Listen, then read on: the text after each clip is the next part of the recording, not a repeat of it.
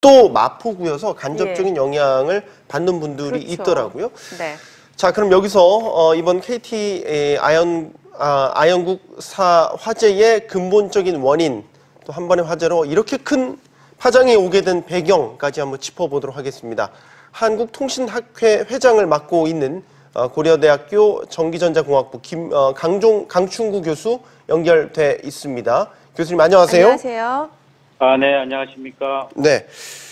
이번 화재를 겪으면서 많은 분들이 궁금해하고 어떻게 보면 화가 날 수 있다라고 보는 부분이 백업 시스템이 없었나 하는 거거든요. 지금 KT 전국에 56개 국사를 가지고 있다고 하는데 그럼 전부 다 이 백업 시스템이 없는 겁니까? 예, 제가 조금, 우선 이제 저 이해가 좀 필요한 부분이 있는데요. 네네. 네. 저희가 이제 통신사에서 운영하는 이제 국사라고 말씀하신 이제 시설에 대해서 좀 먼저 이해가 좀 필요합니다. 네.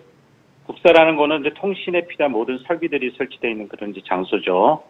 이제 이곳을 거쳐서 실제 전화망이나 인터넷이 접속되는 거고요. 그러니까 이게 일종의 저희가 관문국이라고 볼 수 있습니다. 네. 저희가 전문 용어로는 이제 게이트웨이라고 하는데요. 이제 말씀하신 대로 이제 50여 개의 이제 이런 관문국, 이런 국사들이 이제 존재를 하는데 이 국사들이 이제 어떤 계층적인 구조로 돼 있어요. 그러니까 이제 상위 계층과 하위 계층 이런 식으로. 예.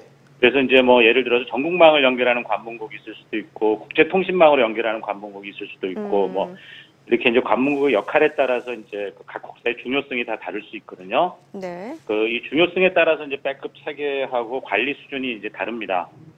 그러니까 다시 말씀드려서 이제 전국망으로 연결되는 건 관문국에 문제가 생기면 전국에 걸쳐서 통신 장애가 발생할 거잖아요. 더 심각한 문제가 발생할 수 있죠, 예. 그죠? 그러니까 이제 이런 경우에는 저희가 이제 더 높은 수준의 백업 체계를 이제 유지를 하고 있겠죠.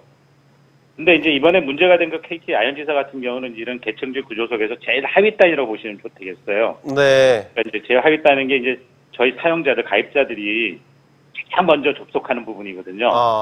이건 이제 제일 하위 단위죠. 그러니까 상대적으로 중요도가 어떻게 보면 제일 낮다고 분류가 될 수 있어요. 예.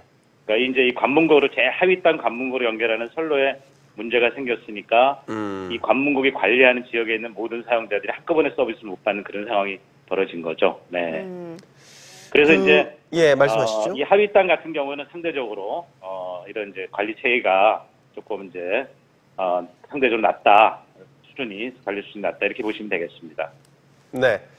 이번에 또 화재가 나면서 의아했던 부분이 이제 지하통신구라는 말이죠. 그런데 이게 또 SK텔레콤이나 LGU+는 또 지하통신구를 쓰지 않는다고 하고요. 그렇다면 왜 KT만 이 지하통신구 이런 형태를 취했던 거죠? 저희가 이제 KT라는 회사의 이제 역사를 좀 볼 필요가 있는데요. 네. 아시겠지만 이제 예전에는 이런 이제 통신 시설, 특히 이제 통신 구 또는 저희가 전봇대라고 있는데 이제 통신 선로가 지나가는 전봇대 이런 것들이 있잖아요. 이런 게 예전엔 다 국가 기반 자산으로 이제 국가가 관리를 했었어요. 네. 근데 이제 KT가 민영화를 하는 과정에서 이런 시설들 전부 인수를 했죠. 그러니까 이제 결과적으로 이제 아주 오래된 이제 가장 많은 시설을 KT가 이제 점유하고 있는 상황이고요. 네. 근데 이제 후발 사업자들이 이제 이런 지하 통신구를 만든다든지 하는 거는 이제 도시 환경 자체적으로 볼 때 이렇게 쉽지 않고 그러다 보니까 이제 기존에 구축되어 있는 통신구를 이제 활용하는 기회가 상대적으로 많지 않은 거라고 이렇게 보시면 됩니다. 네. 그렇군요. 자, 그런데 어찌됐건 이번 화재로 드러난 허점을 보게 되면은 이 백업 시스템을 마련하지 않아도 아무런 법적 제재가 없었다라는 겁니다. 자, 그러면은 그동안은 왜 이런 문제가 지적이 안 됐던 걸까요? 네, 우리가 이제 통신망의 안정성에 대해서 이제 구체적으로 법적 규제가 어떤 식으로 적용되어야 되는지 어떻게 되고 있는지 제가 정확하게 이제 알고 있지는 않습니다. 근데 사실 이런 체계를 갖추지 못했을 때 발생하는 문제의 최대 피해자는 이제 통신 사업자거든요.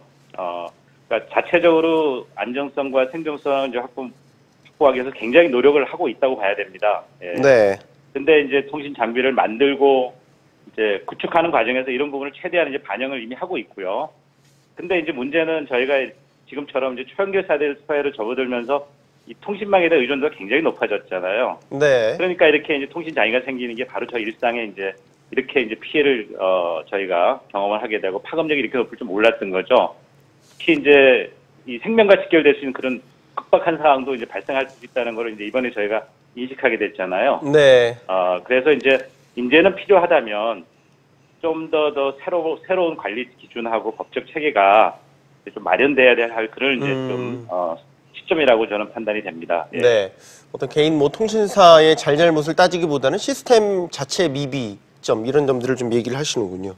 이번에 네. 또 화재를 겪고 나서 의무시됐던 부분 또 여쭤볼게요. 그러니까 백업 시스템을 갖추고 있지 않더라도 이게 통신망이라는 공공재 성격이 있기 때문에 다른 통신사 회선을 좀 공용으로 좀 이용한다거나 이럴 수는 없었나라는 의문도 들거든요. 네. 그런데 이제 그 사업자들 간에 이제 회선이나 이런 통신 장비를 공동으로 이용하는 거는 기술적으로 좀 한계가 좀 있거든요. 그래요? 네, 아까 이제 말씀드린 그 필수 설비들, 예를 들어서 통신 관로나 전보 이런 거는 이제 또는 뭐 국사의 공간의 일부 이런 시설 자체를 공동 활용하는 거는 이제 가능할지 모르겠는데 통신 장비 자체를 이제 기술적으로 공유하는 거는 조금 어려움이 좀 있습니다. 그래서 사실 이제 이런 필수 설비에 대해서 이제 공동 활용하는 거에 대해서는 아주 오래전부터 사실 논의를 계속 해왔고요. 또 만일에 저희가 이제 시설을 공동 활용한다면은 이제 망 구축에 소요되는 경비도 좀 줄일 수 있잖아요. 예. 네. 그런데 이제 저희가 이제 이번 기회에 필수 설비를 이제 공동으로 활용하고 이걸 통해서 이제 망의 안정성과 생존성을 이제 더 확보할 수 있다면은 그런 가능성이 있는지 뭐 이런 거는 이제 구조적으로 저희가 좀 검토를 해봐야 되겠고요. 그래서 결론적으로 말씀드리면은 사업자들끼리 서로 이제 이렇게 백업 체계를 가져가는 거는 기술적으로 그렇게 간단한 문제는 아닙니다. 예. 근데 네. 제가 조금 안타깝게 생각하는 부분은 이번에 이제 유선망하고 무선망이 이제 모두 불통이 한꺼번에 같이 불통이 됐잖아요. 예.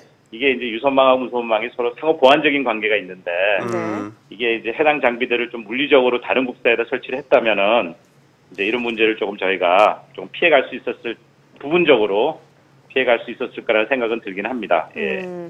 뭐 일반 시설의 이제 화재 예방 시스템하고 이런 통신 장비 시설 예방 시스템은 좀 다르지 않을까 싶습니다. 일단 그 과기정통부는 이제 500m 미만 통신구에도 스프링클러 그리고 CCTV 설치를 추진키로 했는데 이 정도 수준이면은 좀 적정하다라고 보십니까?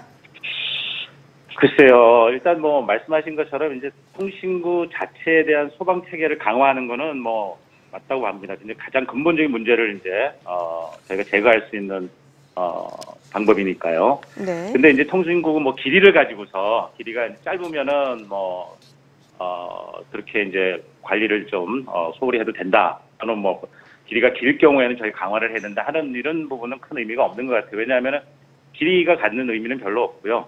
그 선로가 갖는 역할의 중요성이 있잖아요. 예, 이 중요성을 기준으로 해서 관리 수준을 좀 달리하는 게 좀 적절한 이제 규제 기준이 되지 않을까 그런 생각은 드네요. 예. 네. 네. 교수님 마지막 질문 드릴게요. 지금 국사급 통신구가 이제 D등급으로 지정이 돼 있어서 사업자가 자체적으로 점검하게 돼 있는데 시스템적인 부분을 마지막으로 여쭤보는 겁니다. 그럼 이제 앞으로 D급의 어떤 통신 시설도 어떻게 보면 종합 점검 대상에 포함을 해서 국가가 관리해야 한다. 이런 식의 접근 방법은 맞다고 보십니까?